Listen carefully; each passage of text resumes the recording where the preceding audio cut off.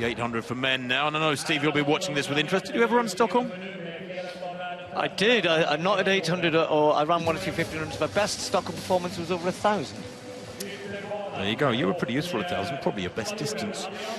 Adrian Ben of Spain, the Spanish champion just last weekend. Good athlete, the 22-year-old, 6th in the last World Championships. Patryk Ziaradzki of Poland, 3rd in their championships last week. He's the pacemaker. He's due to go out in 50.5. Ferguson Rotich, bronze medalist in Doha at the World Championships, 2nd in the Kenyan champs a couple of weeks ago. And a 5th placer in Rio. He's a big-time performer, the Kenyan. He's in 7th. That's Andreas Kramer, the European Championship silver medalist in Berlin 2018. Hasn't been able to really maintain that sort of level of performance, Kramer. Jamie Webb, well, really frustrated 5th in the UK Championships last week, but he took it on the nose. Was 2nd in Bydgoszcz Tuesday. Looked a little tired there, that's understandable. Amal Duka of Bosnia-Herzegovina, the World Championship silver medalist, always rounds into shape at the right time.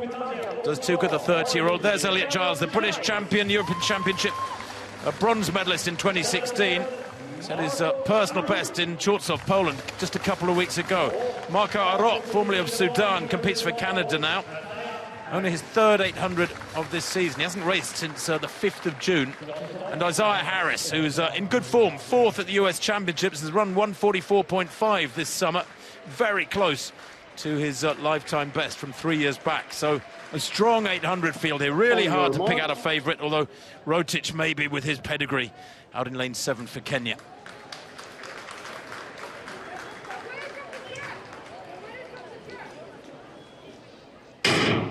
Long hold there, but so many of these men rounding into form as this season unfolds in the Olympic Games, as Steve said earlier on. 25 days away now, the Tokyo Games. Some of these men just racing for pride, really, and to show what they can do. The likes of Jamie Webb not going to the Games. He's in the all-black 3rd to left there, towards the back of the field, as Ziaradzki takes them up through 200 metres.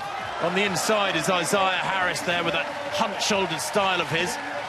And the all-black in 2nd place, I think, is the Canadian. And that's Marco Arop. Yes, Arop from Harris at 300 metres. Doesn't look particularly quick, Steve. Elliot Giles in 4th place, well positioned. Yeah, it doesn't look super fast. Giles in a good position. Took a little further at the back. He sometimes is very good of a slightly slower pace. He's got such good 400-metre pace. But yeah, you could pick any one of these men here. I think someone's got to grab hold of this. Someone like Elliot Giles will think, I need to win this sort of race if I'm going to do well at the Olympic Games, if I'm going to get through the rounds into the final. Elliot Giles then in 2nd place behind Arop, who has that 3 or 4 metre gap and is pushing hard here with 200 metres to run. This is an impressive run for the Canadian. Pan Am Games champion back in 2019. He knows how to get it right at major championships.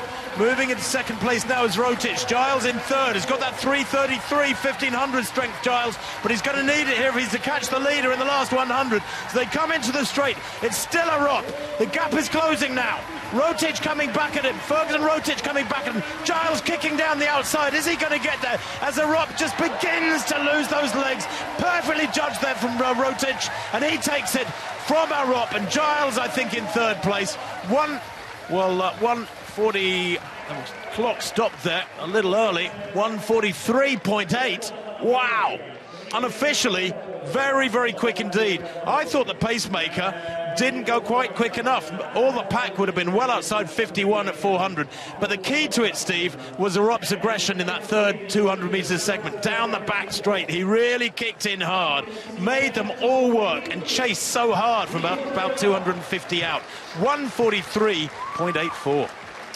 Yeah, the clock stopped at 1:35, world record. Yeah, right.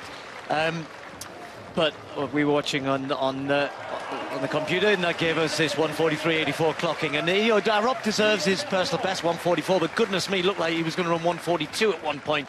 They're all wading through treacle down the home straight, to be honest. And the man who managed to get his knees out of the treacle better than anyone else was Rotich. Look how hard they're having to just keep their legs moving here.